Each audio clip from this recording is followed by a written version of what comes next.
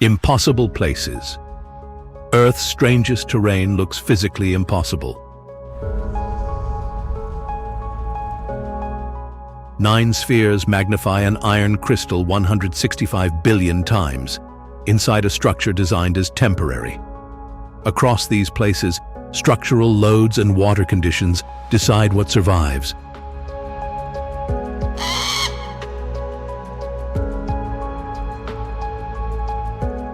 That balance creates the illusion.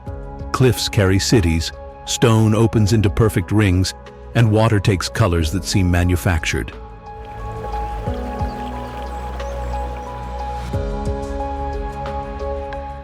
I am interested in the moment appearance, stops being mystery and becomes physical evidence.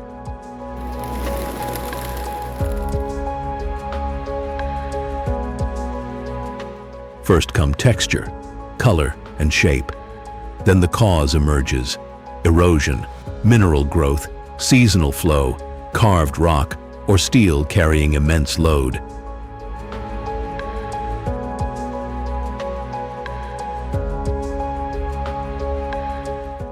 In this video, we examine how nature and engineering produce forms that appear impossible and why their beauty becomes more unsettling once the forces beneath them are clear.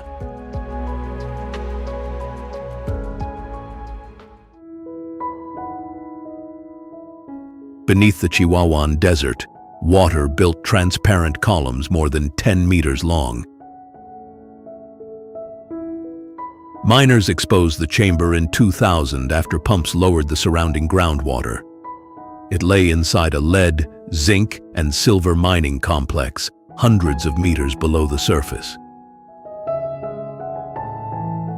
The surfaces hold little color, clear plains, pale edges, and long prisms crossing at hard angles. That restraint matters. These forms were not cut or assembled by human hands. They are selenite, a transparent form of gypsum. Every face grew molecule by molecule from warm, mineral-rich water.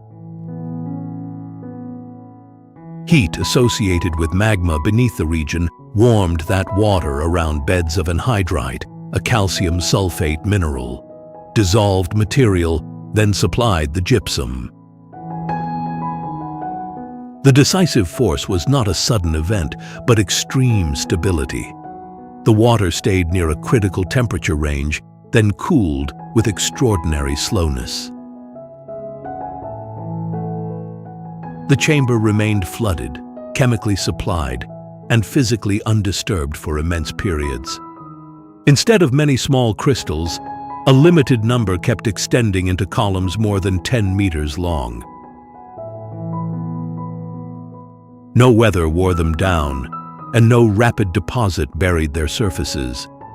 Ordinary mineral chemistry gained the condition required at this scale, time without interruption. Their scale becomes more unsettling once its cause is clear.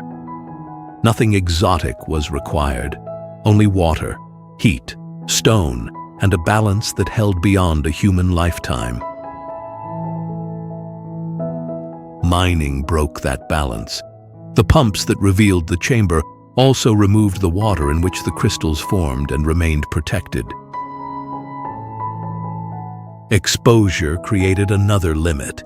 Temperatures approached 58 degrees Celsius, while humidity neared saturation and prevented sweat from evaporating efficiently.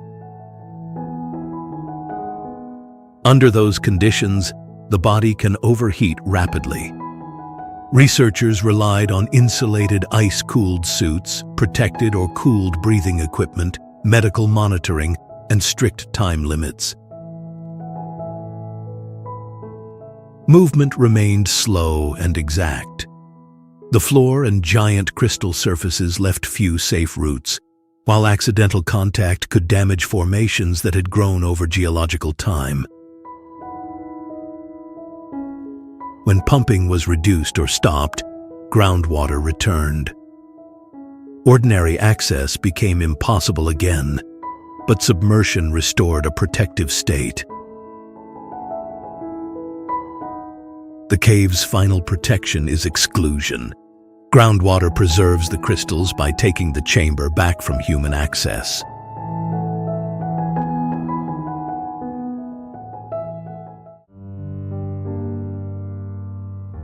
A tower in Sintra does not rise into the sky.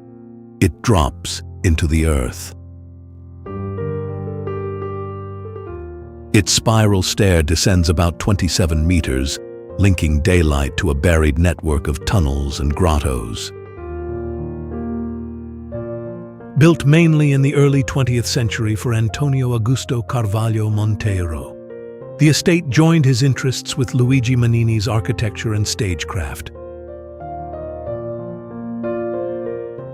The palace and chapel are only the outer shell. Paths tighten through vegetation, then open toward lakes, towers, false ruins, and holes where firm ground seems to fail. Texture changes first. Dressed stone becomes wet masonry, rough cave walls, and dark water. Then the cause emerges. Surface and underground were composed as one landscape. At the initiation, each landing cuts a ring around the shaft. Light weakens step by step until the floor sends the route sideways into buried tunnels. A second, unfinished well and several grotto entrances deny any simple route. Yet the buried maze still had to move water safely through the steep slope. Carvings mix Christian imagery, classical mythology, alchemy, Freemasonry, and traditions tied to the Knights Templar. No single ritual reading is firmly proven. Regalera does not need a proven ritual to feel unsettling. Stone, water, slope, and darkness are engineered to control the visitor in turn.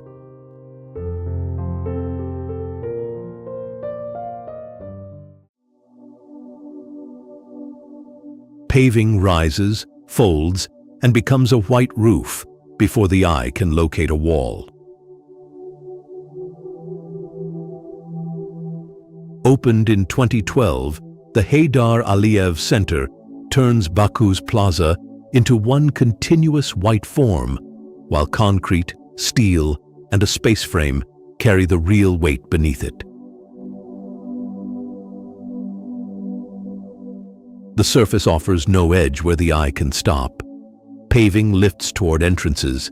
Ceilings and ramps continue the same geometry inside. The continuity is visual, not material. Zaha Hadid architects rejected the rigid monumental geometry associated with much of Baku's Soviet-era public architecture. At close range, seams break the white skin into thousands of coordinated panels. These include glass fiber reinforced concrete and glass fiber reinforced polyester components, turning the digital surface into pieces that could be manufactured, transported, and installed. Each piece has to meet the next across curves that keep changing direction. Digital models defined that geometry, mapped the seams, and coordinated structure and building services for fabrication and installation. Below the skin, the structural frame redirects loads around wide holes. The shell looks weightless because its strongest work stays out of sight. An auditorium, museum, and exhibition areas, conference facilities, stairs, ramps, and circulation routes must fit inside. Large halls and changing curbs interrupt direct load paths, so the frame carries force around them. The plaza is not leftover ground. It guides movement toward the entrances and extends the building's surface outward, making the boundary between public space and structure deliberately hard to read. This break carries political weight. Named for Azerbaijan's former president, Heydar Aliyev, the center presents state-sponsored modernization through curves that reject the rigid geometry of the Soviet era. I keep returning to the joints. They expose the construction rule. The form can appear continuous only when engineers divide it, support it, and align it piece by piece. The seamlessness is both an engineering effect and a political image, a state-sponsored future presented without visible friction.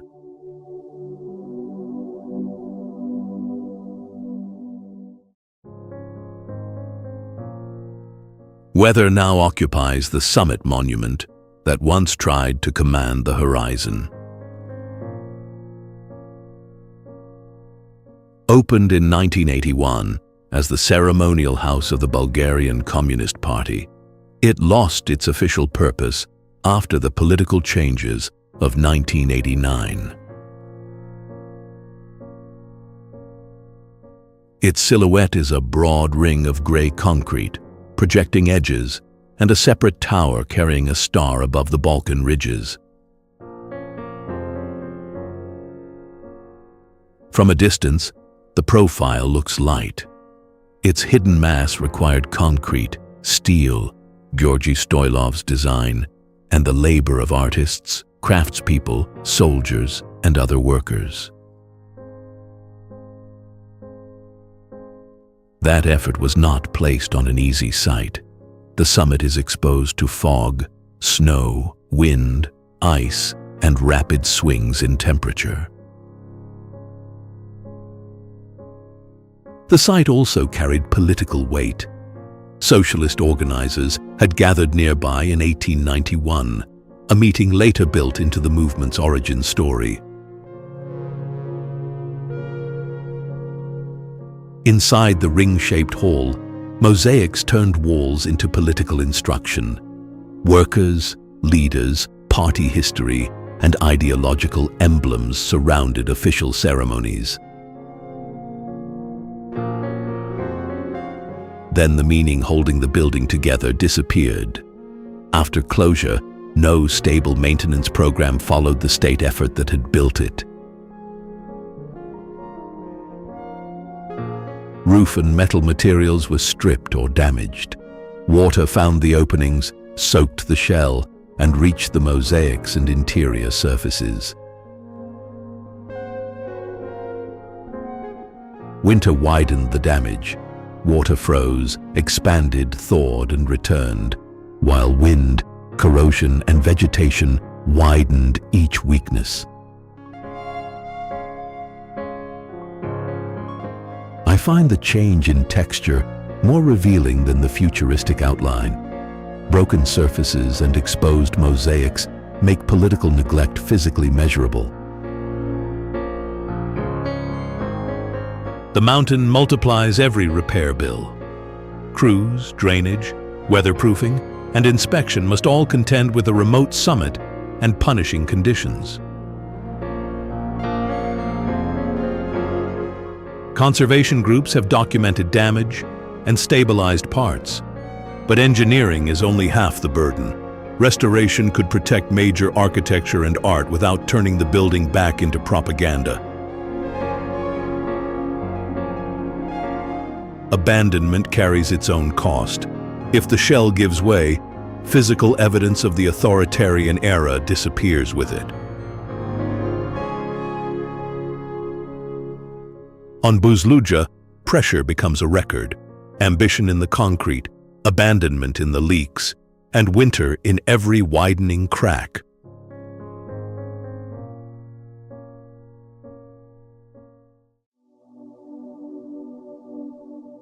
A target roughly 40 kilometers wide cuts across the Sahara, yet no impact carved its rings.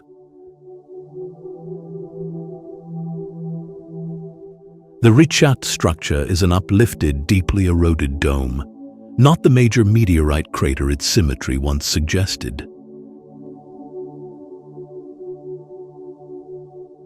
From orbit, concentric ridges compress into one enormous eye. On the ground, that graphic breaks into separate escarpments and broad valleys. That change of scale matters. The pattern is not a surface mark, but terrain, each ring carrying its own stone, heat, dust, and distance. Rock layers once nearly horizontal rose into a dome. Igneous intrusion and hot fluids may have helped shape and alter it. Then erosion exposed the structure. Wind and intermittent water stripped softer material faster, while resistant beds remained standing as circular and oval ridges. The valleys are therefore not gaps in a designed pattern. They are weaker rock removed over long periods, leaving ridges that expose differences in pressure and resistance at continental scale. The crater theory weakened because the rock lacks the clear shock features expected from a major impact. The eye came from uplift and unequal erosion, not one sudden collision. Altitude completes the illusion. Orbital distance flattens separate ridges and valleys into a single symbol, distinct enough that astronauts used it as a Saharan landmark. At human scale, crossing the rings means exposed stone, severe heat, dust, and sparse route markers. Archaeological material shows people used this demanding ground long before satellite imagery made it famous. The Richat structure commands respect. Its beautiful, unsettling order came not from design, but from rock yielding unevenly to heat, water, wind, and time.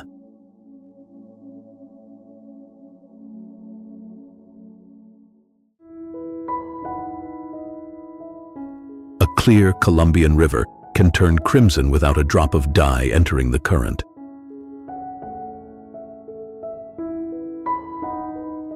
The display appears only between two seasonal extremes: wet season water that is too deep and turbulent, and dry season water that retreats too far.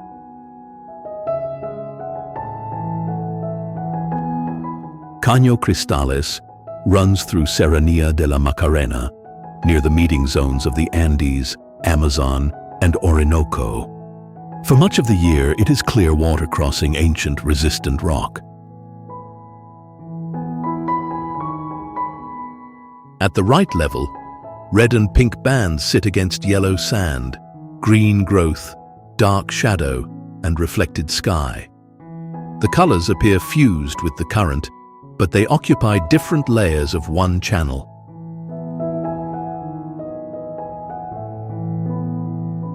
Most of the red comes from Macarenia clavigera, an aquatic plant rather than an alga. It spreads in submerged mats across the riverbed.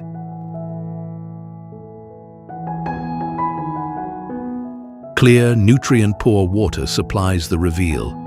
Sunlight reaches the plant, and its crimson color becomes visible through the moving surface.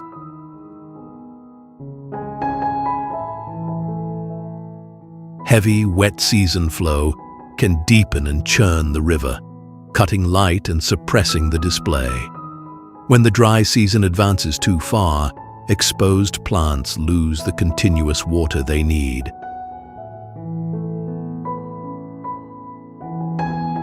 The rock shapes what the light can show.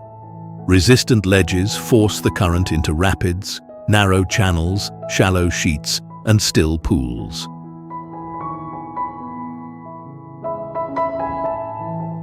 In circular potholes, sediment caught by currents has ground into the bed over long periods. These cavities gather depth and shadow, separating the colored fields.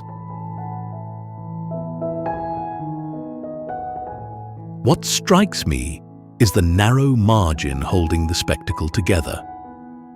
A shift in flow does not merely change the view. It can remove the conditions that produce it.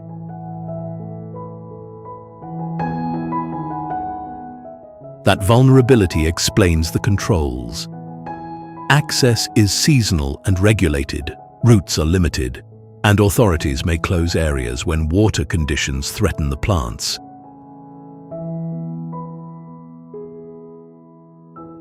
The aim is concrete: reduce trampling, contamination, and pressure on a living riverbed.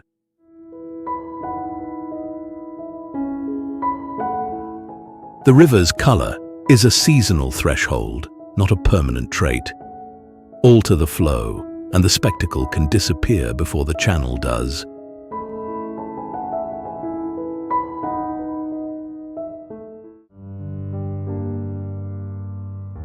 A royal palace built to command a granite ridge can disappear behind Atlantic fog in minutes. Above Sintra, a 19th century king raised vivid new towers around a monastery damaged by the Lisbon earthquake of 1755. Yellow walls, red towers, blue tile and rough stone refuse to merge. They collide because Ferdinand II wanted contrast, not stylistic purity. Architects joined Moorish arches to Gothic details, maritime carvings, Renaissance forms and battlements. Narrow passages release onto broad terraces, turning compression into spectacle. The visual shock rests on hard construction. Wilhelm Ludwig von Eschwege had to bind old walls and new wings to an exposed granite crest. Wind, moisture, and shifting fog keep testing every facade. The color makes the mass look light. The ridge carries the real load. Ferdinand reshaped the estate with imported trees, paths, lakes, and controlled views. Architecture did not merely occupy the terrain, it reorganized it. After Portugal became a republic in 1910, the residence became a national monument. A private fantasy had acquired public weight. Pina establishes the governing paradox.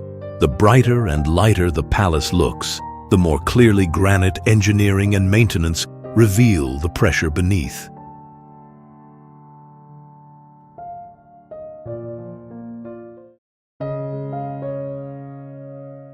An Andalusian town appears to have accepted a mountain as its ceiling.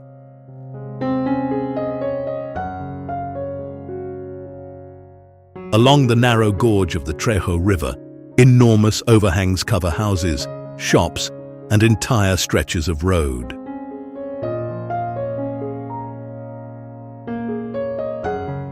Setenil de las Bodegas was not cut as a complete underground settlement.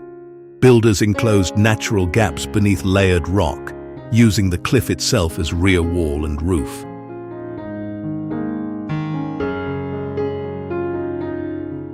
That choice removed much of the masonry and timber a conventional house would need.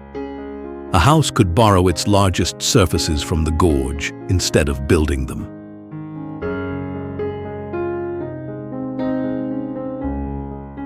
The illusion forms at the junction, pale facades pressed beneath coarse gray rock, straight doors meeting a ceiling with no straight line.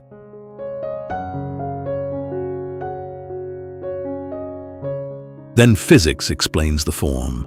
Thick rock absorbs heat slowly, softening fierce summer conditions and reducing the swing when winter air cools the gorge.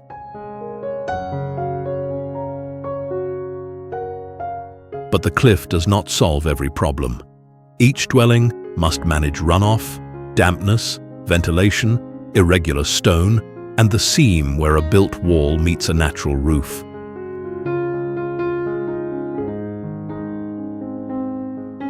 The contrast is written into two street names. Cuevas del Sol receives the sun. Cuevas de la Sombra is defined by shade.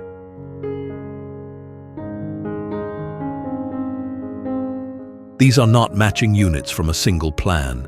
They are accumulated answers to ledges, bends, drainage paths, and whatever usable shelter the gorge allowed.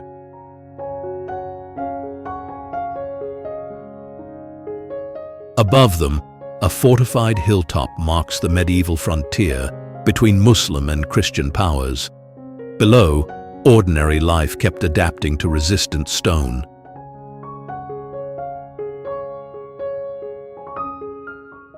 Today, rock-sheltered rooms hold restaurants and shops as well as homes. Visitor traffic brings income, but it also loads narrow lanes and presses against residential routines.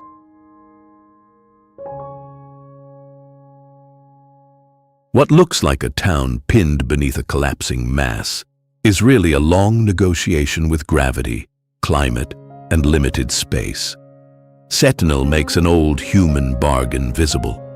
The same rock that limits life also shelters it, and that contradiction earns respect.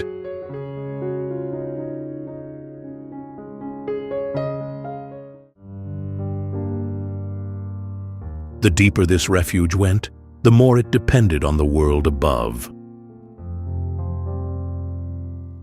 Derinkuyu descends roughly 85 meters beneath Cappadocia, yet air, water, food, and movement still had to pass between its many levels and the surface. The stone explains the possibility.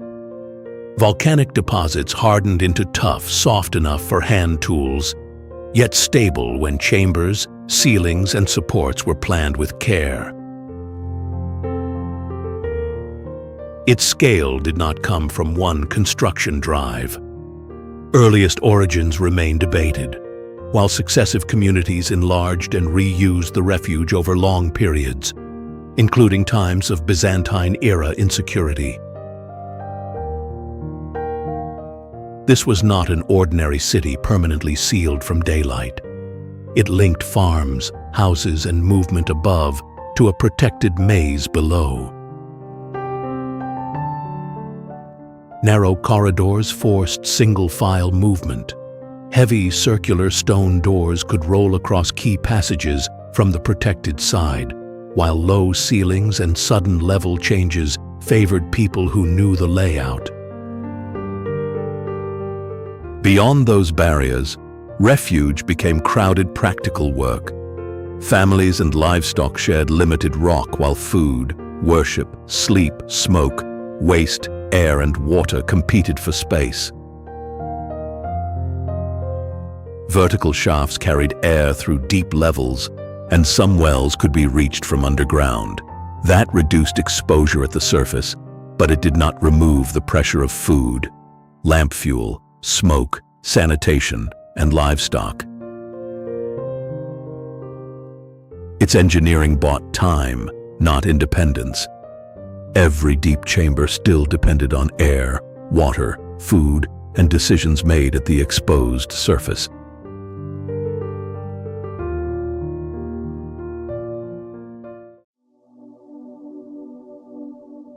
A complete temple stands where a cliff was cut away, not where stone was assembled. At Ellora, Cave 16 was released from basalt, largely from the top downward, in a main phase associated with 8th century Rashtrakuta ruler Krishna I.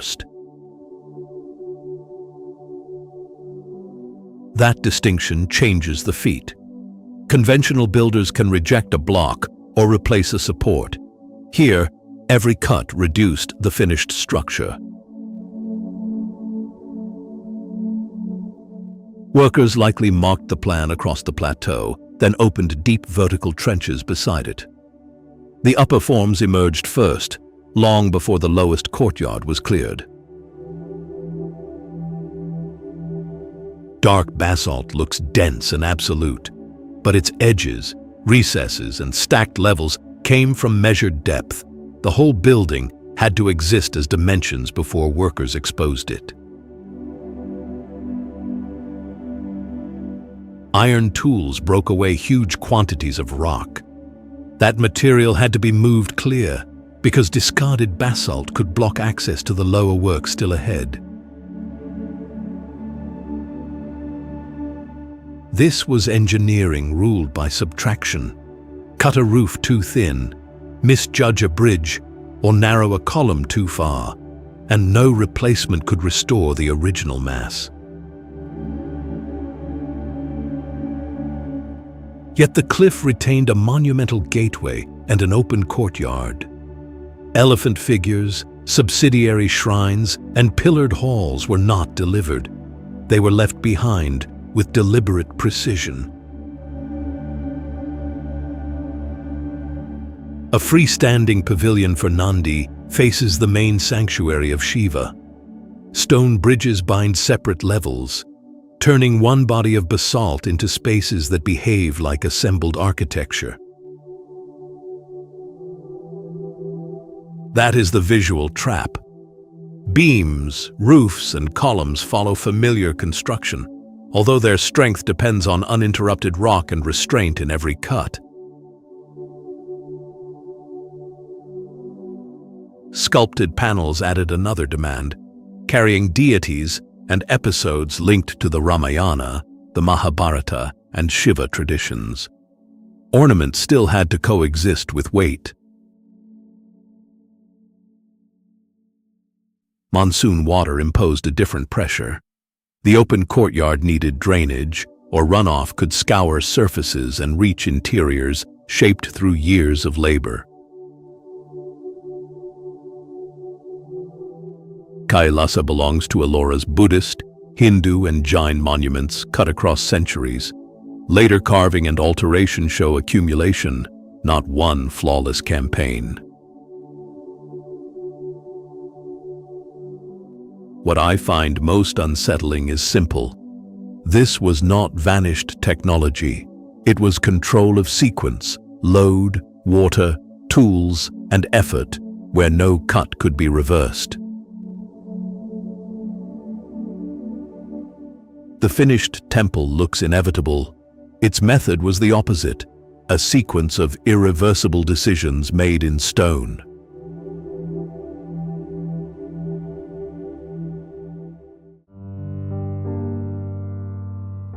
When seasonal water dropped, access did not. About 3,500 steps followed it downward.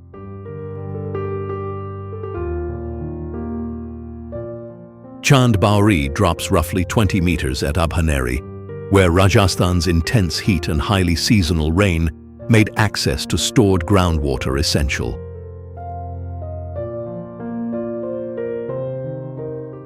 Pale masonry, hard shadow, and narrow steps lock into repeating triangles across three sides of a square void. The pattern was not decoration. As water rose after monsoon and fell through the dry season, many stairways kept a route open from several directions.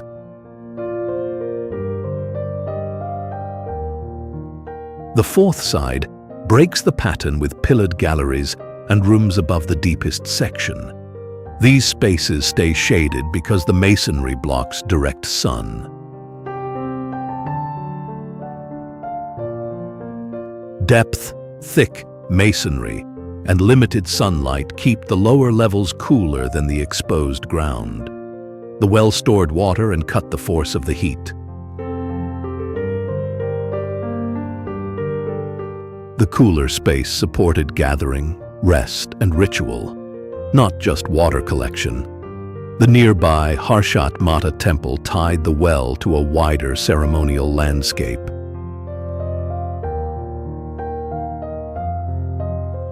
Earliest work dates to around the 8th or 9th century. Later builders altered and enlarged the complex. What strikes me is the practical illusion. From across the void, thousands of usable steps merge into a pattern too dense for the eye to read as a staircase. Today, barriers restrict the lower levels, and the well no longer supplies water in the same way. Sediment, water quality, weathering, and visitor safety now set the terms of maintenance.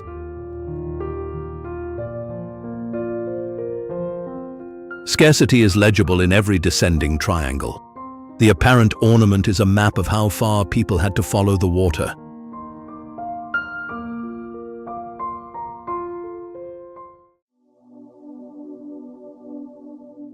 For more than 1,000 years, a volcanic ascent has separated this chapel from the city below. The volcanic plug rises 82 meters beside Le Puy-en-Velay, reached by 268 steps cut into and built against the steep formation. Texture is compressed, rough volcanic rock, patterned masonry, rounded arches, and the color of frescoes. Nothing has room to spread. The cause lies below. This is a resistant plug left by ancient volcanic activity after softer ground. Around it eroded away. The chapel does not merely sit on this shape. The shape sets its limits. The summit dictated where walls, steps, and openings could exist.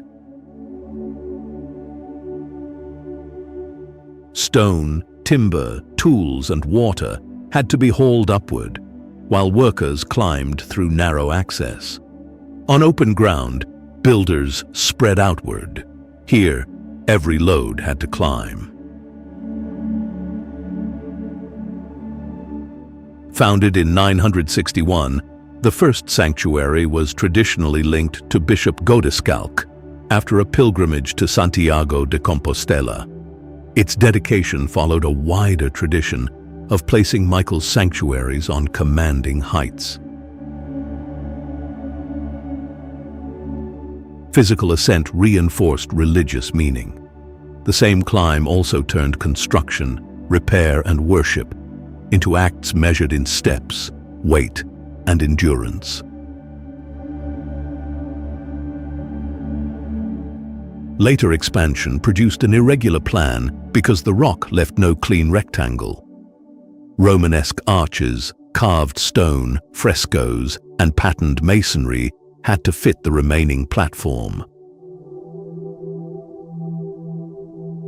Inside, arches, carvings, and painted surfaces crowd a small structure, while the city remains far below the summit edge. Height makes the chapel visible, but also exposes every weakness. Wind, rain, lightning, and freeze-thaw cycles keep testing masonry, joints, and the long stairway.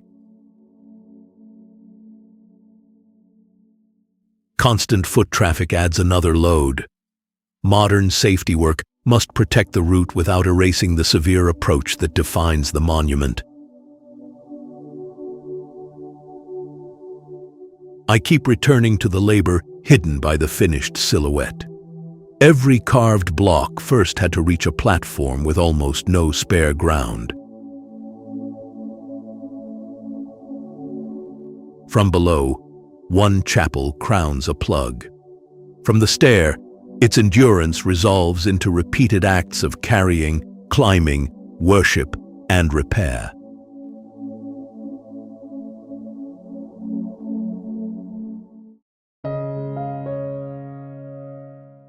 Nearly 2 kilometers of roadway hang between two towers, while the strait loads the bridge from every direction.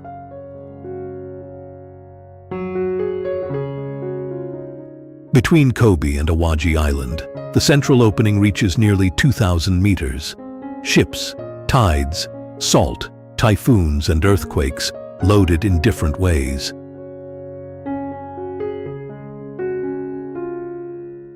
The thin cables and level deck look almost calm against open water. That calm is a controlled distribution of force.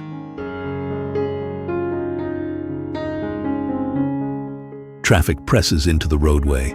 Suspenders lift that weight into main cables, then over towers nearly 300 meters high and down into immense anchorages.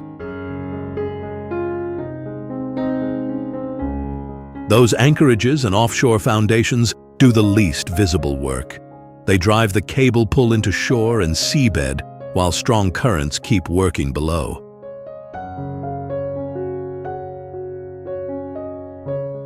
Wind can twist a long deck, not merely push it sideways.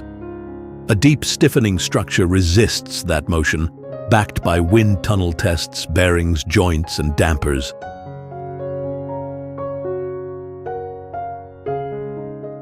The bridge endures by yielding in measured amounts. Temperature, traffic, wind, and seismic force all demand movement. Complete rigidity would concentrate the strain.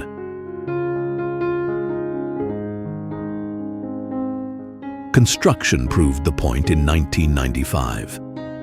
The Great Hanshin earthquake shifted the unfinished towers and anchorages by about a meter, changing geometry already fixed in place.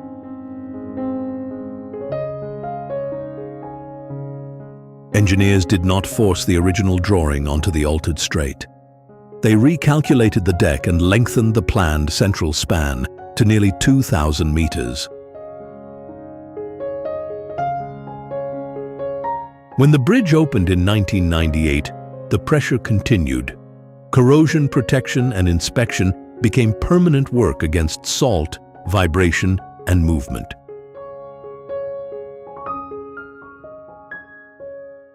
Its delicacy is not the absence of movement. The bridge survives by directing movement through a structure designed for a strait that never holds still.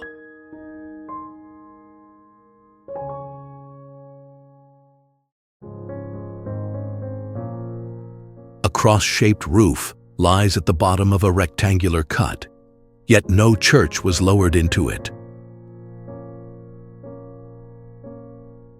At Lalibela, 11 medieval churches were carved directly from volcanic rock during the 12th and early 13th centuries. Bieta Georgis makes the method unmistakable. Its roof remains joined to bedrock, isolated only after workers cut deep trenches on every side.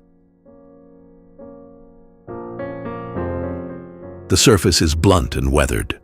Doors, windows, columns, and sanctuaries are precise because crews carved inward through solid rock rather than stacking blocks outward. Every cut was permanent. Removed stone could not be returned. A wrong line could weaken a wall, narrow a passage, or channel rain toward a sanctuary. So the work extended beyond the churches. Courtyards, tunnels, drainage channels, and narrow passages had to control movement and rain below ordinary ground level. Most churches form two connected groups, but Bieta Georgis stands apart. Its cross is not surface decoration, it is rock deliberately left behind.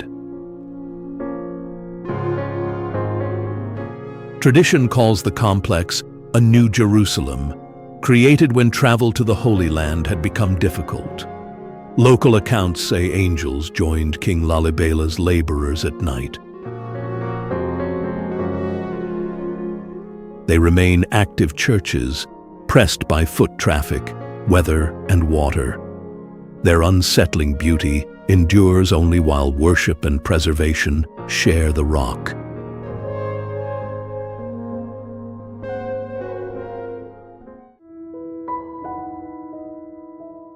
A fortress-shaped settlement holds a river slope, yet its walls are made from soil that rain can strip away.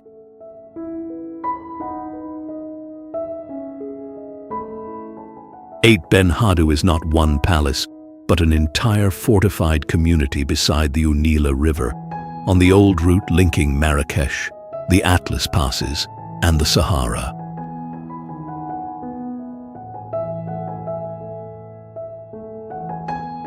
First comes the surface: warm clay, blunt walls, narrow openings, and corner towers carrying ornament. The form looks massive because almost every gap is squeezed out.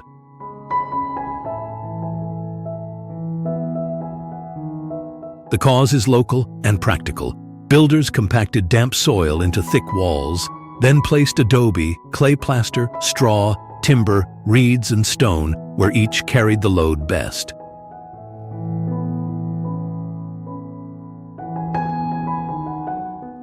Those walls do more than enclose space. Their mass slows the hard daytime heat, then slows the cold that presses in after dark.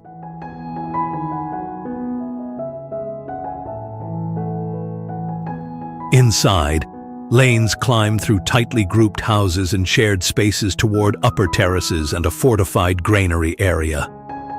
The enclosure joined daily life, storage, and security behind protective walls.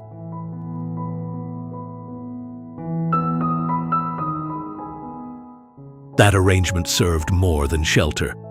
It tied storage, farming, trade, and control of movement to a slope overlooking a route through the valley.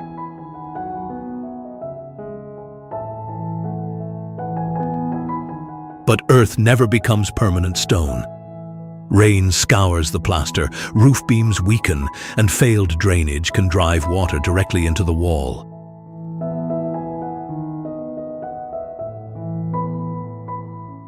Preservation therefore means repetition, not one final repair. New layers of familiar earth must replace the surface the weather has taken.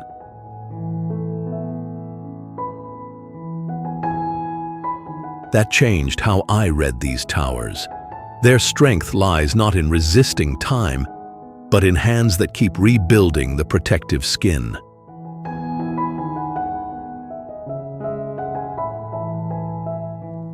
Many residents moved to newer housing across the river, though some families remain tied to the Ksar through homes, craft work, and conservation.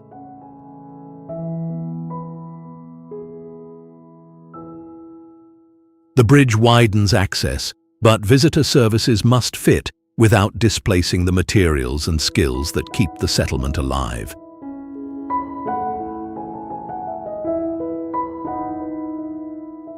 The fortress profile is never finished. Local earth holds its shape only through repeated work against heat, cold, and rain.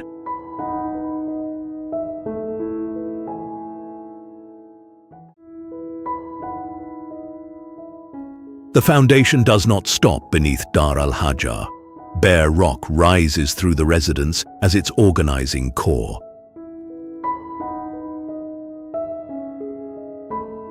Above Wadi Dahar, builders used the tall natural outcrop as both foundation and organizing core, then stacked an entire residence around its uneven levels.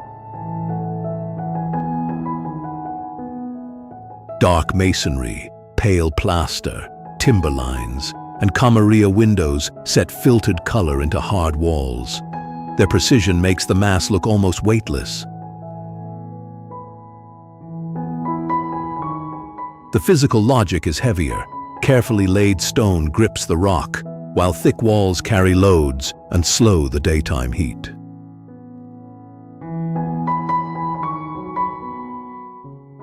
The form seen today is closely tied to Imam Yahya, who rebuilt and used Dar al-Hajar as a summer residence in the 1930s.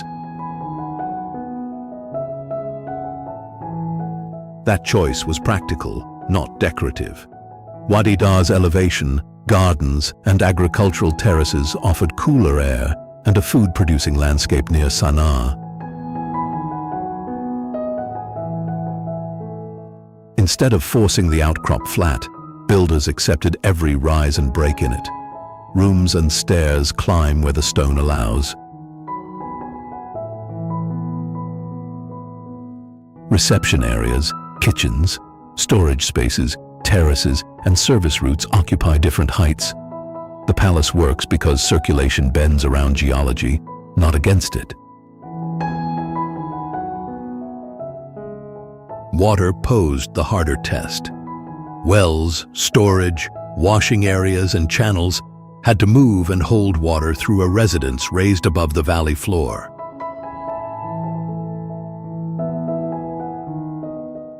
Every vertical step increased the burden of lifting, storing, and controlling that supply. Architecture here depended on daily labor as much as stone. Balconies and openings face the cultivated wadi, but they also regulate light and air. Colored and translucent window material softens the glare before it enters.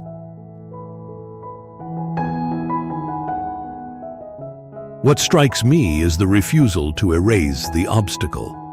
The obstacle became the load-bearing core of the palace and dictated how people moved inside. That union now carries a different pressure. Skilled maintenance must preserve traditional stone, plaster, timber, and glass, while conflict and economic strain weaken heritage conservation and tourism. The outcrop may be permanent, the palace is not. Its future depends on whether skilled maintenance can outlast conflict, heat, and water.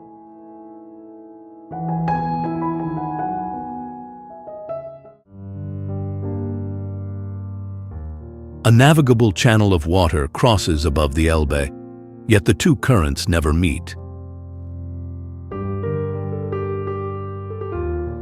Since 2003, the Magdeburg Water Bridge has carried the Mittelland Canal over the Elbe, joining it directly to the Elbe-Havel Canal.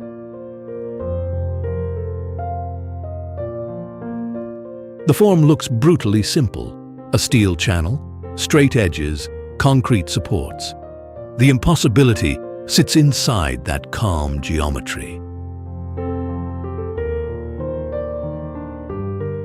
This is a watertight steel trough held above the Elbe by reinforced concrete piers and abutments.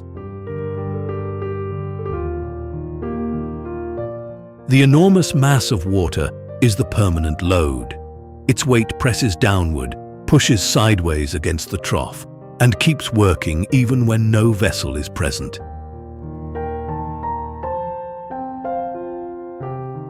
Then comes the counterintuitive part. A ship entering the bridge does not place its full weight on top of the existing water load. A vessel pushes aside roughly its own weight in water. If the level stays constant, ship and water place about the same total load on the bridge. That rule does not remove the strain. Waves shift the load. Wind bears on the sides. Temperature makes steel expand and contract. Expansion joints must let the bridge move without opening a leak. Seals retain the canal, while barriers stand between the trough and a navigation impact. Before this crossing opened, vessels descended toward the Elbe, followed the river, then climbed back into the canal network. Low river levels could turn that detour into a hard limit.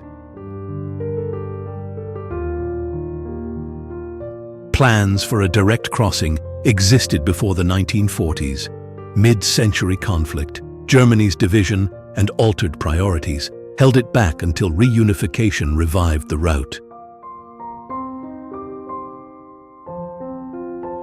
The finished aqueduct therefore solved more than distance. It separated two transport corridors vertically, allowing commercial traffic to cross an active river inside a controlled depth of water. The result is deliberately uneventful. Vessels continue at canal level while the Elbe passes below. Its load ledger never closes. Water against steel, steel against concrete, vessels against current. The apparent paradox is water above water. The real feat is keeping the upper channel controlled, while every material beneath it moves, expands, and bears weight.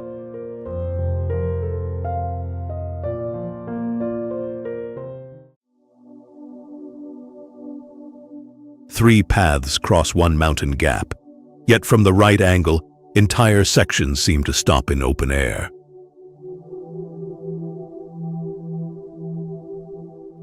At Shengxianju in Zhejiang, steel members carry three rising, overlapping decks that separate and reconnect above the valley. Its curves follow the ruyi, a ceremonial object linked to authority and good fortune in Chinese art. That reference controls the sweep of the crossing. Real structural curves create the first illusion. One route climbs over another, while selected glass panels open the floor to the drop below.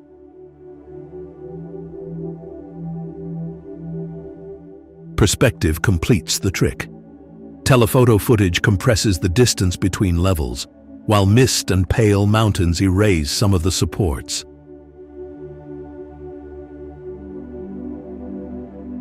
Nothing is disconnected.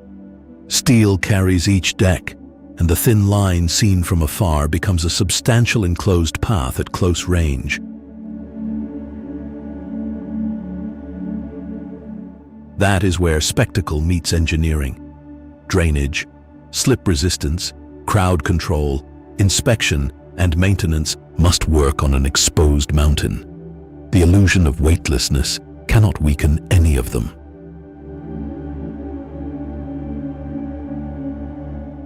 It belongs to a wider drive to draw visitors into mountain terrain with dramatic walkways, glass platforms, and scenic transport. The missing-looking sections belong to perspective. The real achievement is a complete load path that remains safe in exposed mountain weather.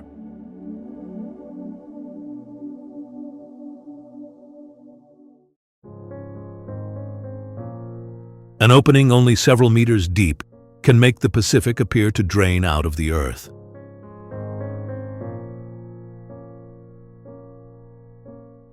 On Oregon's basalt coast, near Cape Perpetua, wave pressure turns a broken sea cave roof into a cycle of filling, upward spray, and retreat.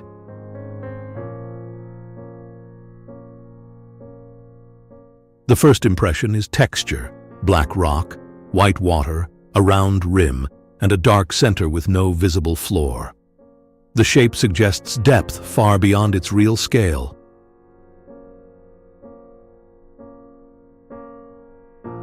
Thor's well is more likely a roof opening linked to a sea cave or eroded channel inside fractured coastal rock. It is confined, not bottomless.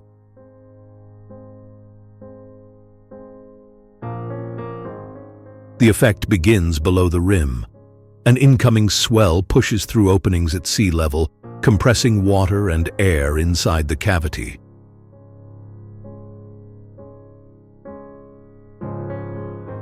Pressure then drives spray upward through the roof. As the wave withdraws, water spread across the basalt pours back toward the same opening.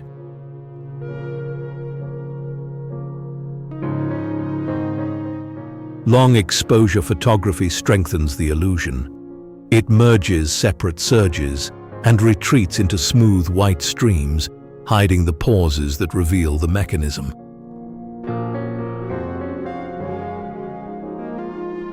The rock explains why the opening exists at all.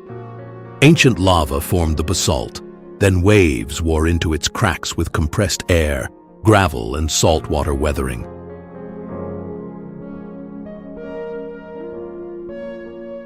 Those forces have not finished. Every rough tide works the same weak lines, slowly enlarging and reshaping the shore.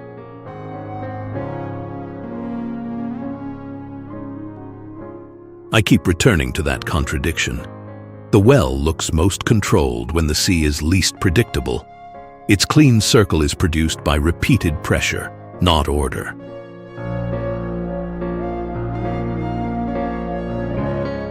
The display often intensifies around higher tides and rougher seas. Those are also the conditions that make the rim hardest to approach safely.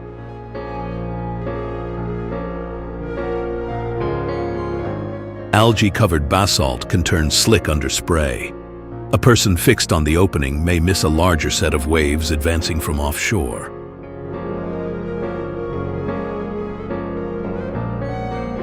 Sneaker waves can cross well beyond the previous wash line, while spray hides footholds and clear routes back. The apparent drain is therefore also a test of timing and distance.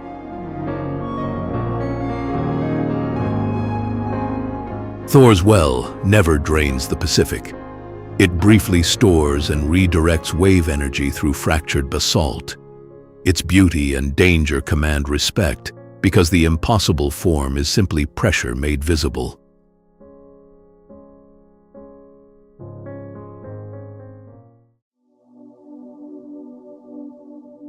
9 building-sized spheres appear to balance above Brussels on tubes too narrow to carry them. They rise about 100 meters, reproducing an iron crystal enlarged roughly 165 billion times. The outer skin gives little away. Stainless steel breaks daylight into pale panels, while the round volumes erase any sense of floor, wall, or roof. The cause sits inside the shape. Engineer André Waterkane began with the body-centered cubic pattern of iron. Then architects André and Jean Polak turned that diagram into rooms. Each sphere spans about 18 meters. The connecting tubes carry stairs, escalators, utilities, and structural loads, locking all 9 volumes into one 3-dimensional frame. That is the hidden leverage. The diagonal members do not prop up isolated balls. They spread force through the whole geometry. Built for Expo 58, the Atomium stood at the first major post-war World's Fair. Atomic science and heavy industry were displayed as the engines of a modern future. A central elevator climbs toward the upper sphere. Elsewhere, exhibitions occupy curved rooms that let visitors experience the iron diagram at architectural scale. It was meant to last briefly after the exposition. Public attachment kept it in place, turning a temporary exhibit into a permanent maintenance burden. The original aluminum skin deteriorated. A major renovation in the 2000s replaced it with stainless steel and renewed the machinery within. Atomic age optimism survives because a crystal frame still carries the load.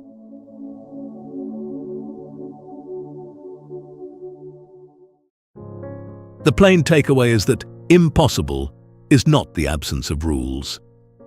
It is what rules look like at extreme scale.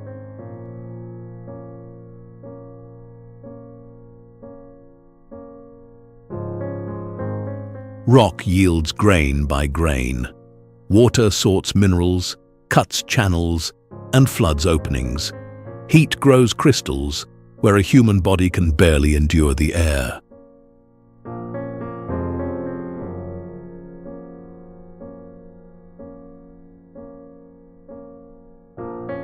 Builders answer with arches, anchors, drainage, and immense reserves of labor. I find these places beautiful because their shapes are clear, and unsettling because the forces remain active.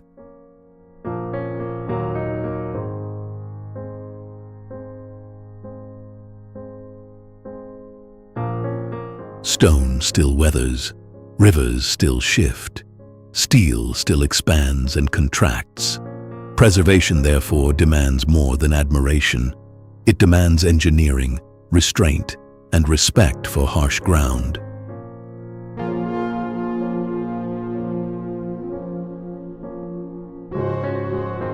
In an age that treats land as something to master quickly, these places set a harder measure. Human power is formidable.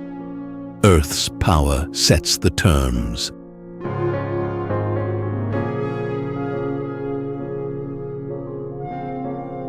Continue with this documentary series for more places where color, shape, and structure conceal hard physical causes, and where close attention turns disbelief into respect for the ground beneath them.